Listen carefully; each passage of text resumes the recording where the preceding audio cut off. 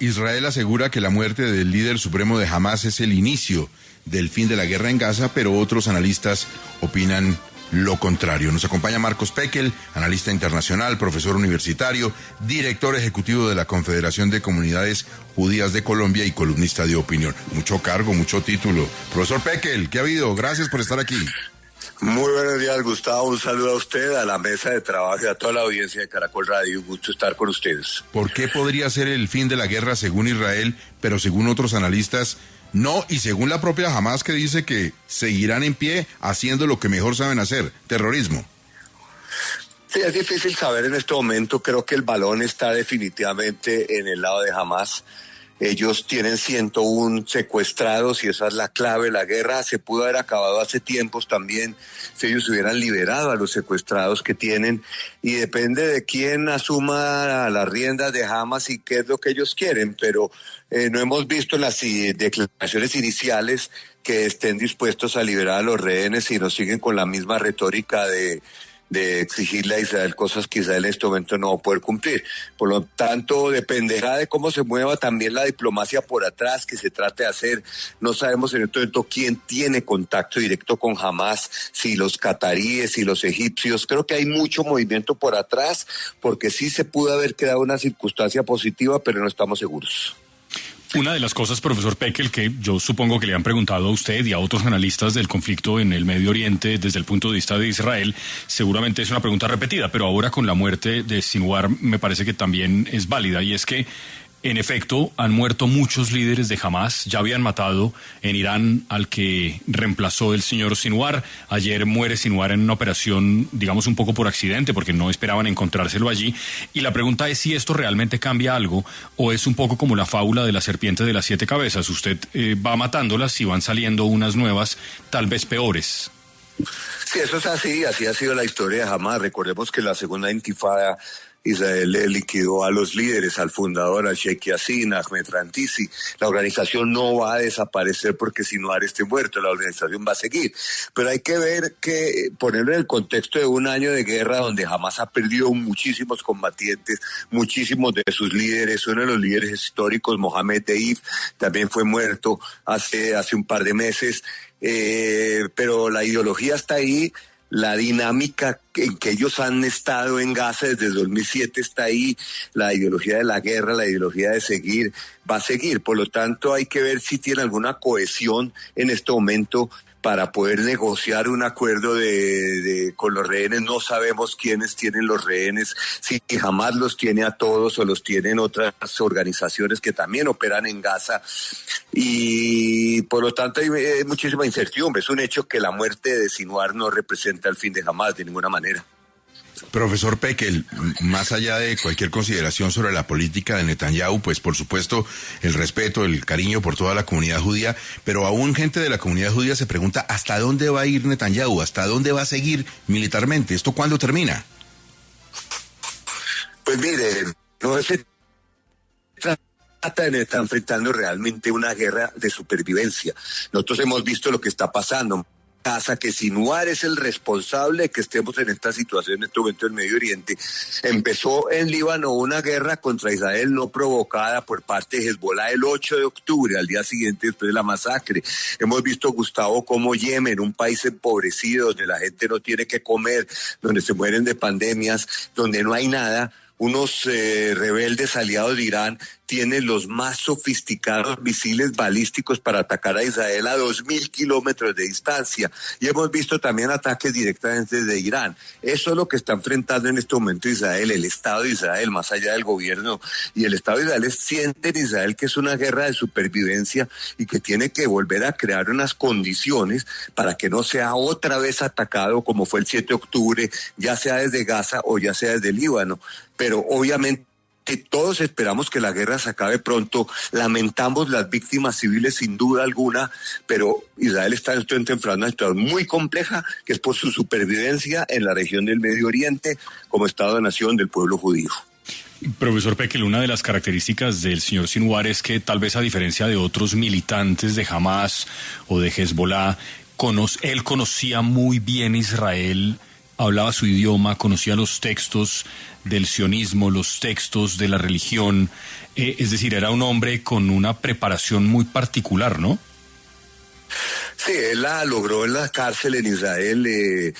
Hay varias, incluso ayer apareció una entrevista con el dentista que lo atendió cuando estaba en la cárcel en Israel. Él pasó más de 20 años en la cárcel, aprendió hebreo bien, y él sabía que después del ataque del 7 de octubre, él sabía la reacción que Israel iba a tener.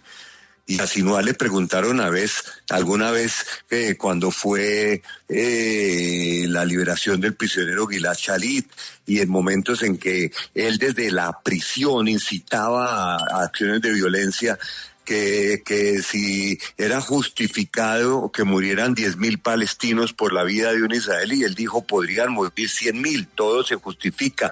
Esa es la filosofía de Sinwar, una persona que está dispuesto al martirio, no el martirio suyo, sino el martirio del pueblo palestino también, de la gente de Gaza.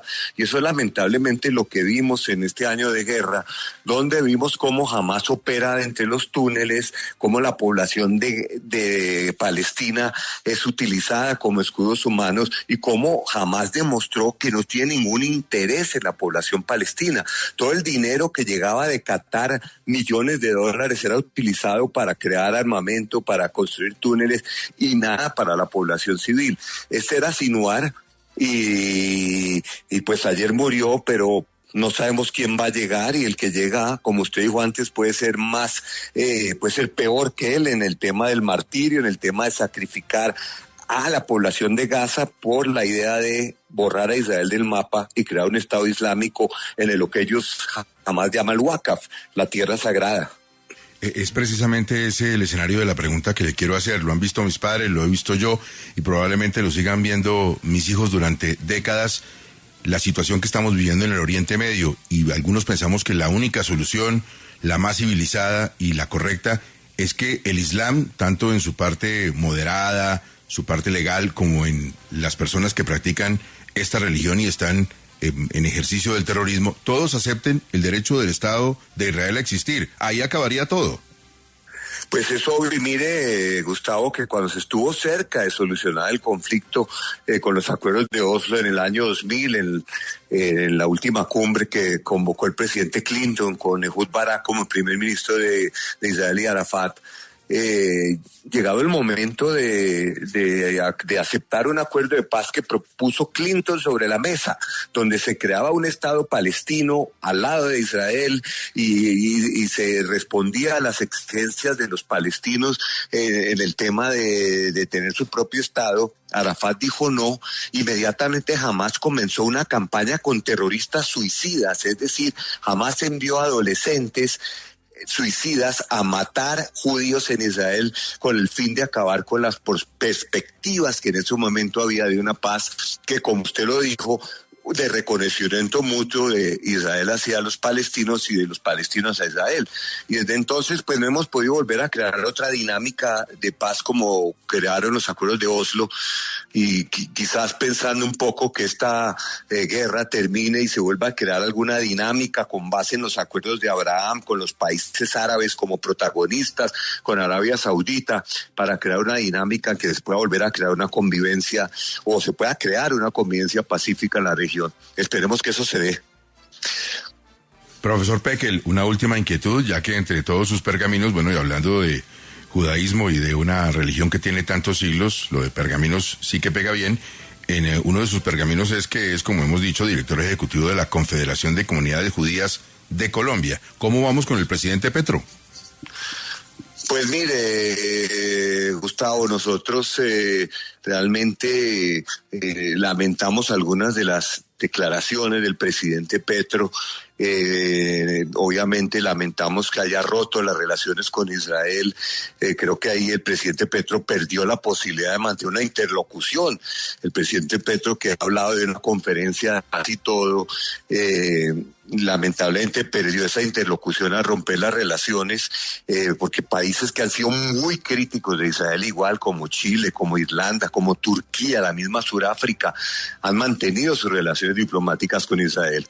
Y algunas de las expresiones del presidente Petro en su cuenta de Twitter, comparando Gaza con Auschwitz y comparando el Holocausto, pues son lamentables y nosotros pues como ciudadanos colombianos le pedimos a nuestro presidente que sea prudente en sus declaraciones, ya que viniendo de él pues todas terminan teniendo consecuencias. Esperamos que haya un cambio en esa actitud del presidente colombiano. Ese video que vimos en Medellín del ataque a un negocio de un miembro de la comunidad judía tuvo que despertar mucha inquietud en ustedes. Muchísimas, Gustavo, muchísimas inquietudes, porque en Colombia no teníamos esa tradición, eso que hemos visto en Estados Unidos, en Canadá, en Europa, de ataques a instituciones, a personas judías, a sinagogas, a colegios. No lo hemos visto en Colombia. Ha habido debates, hay posiciones de uno y otro lado, debates bastante fuertes de un lado del otro, pero llegar a actos de violencia contra una persona por el simple hecho de ser judía en su negocio, eso nos trae recuerdos, los peores recuerdos de lo que ha ocurrido cuando se ha atacado a negocios judíos, y esperemos pues que las autoridades tomen todas las medidas del caso y que no se vuelva a repetir algo así, Gustavo. No, y es que no solamente es por el beneficio de la querida comunidad judía. El día que tengamos algo siquiera parecido a la noche de los cristales rotos, se acabó el país, profesor Pekel.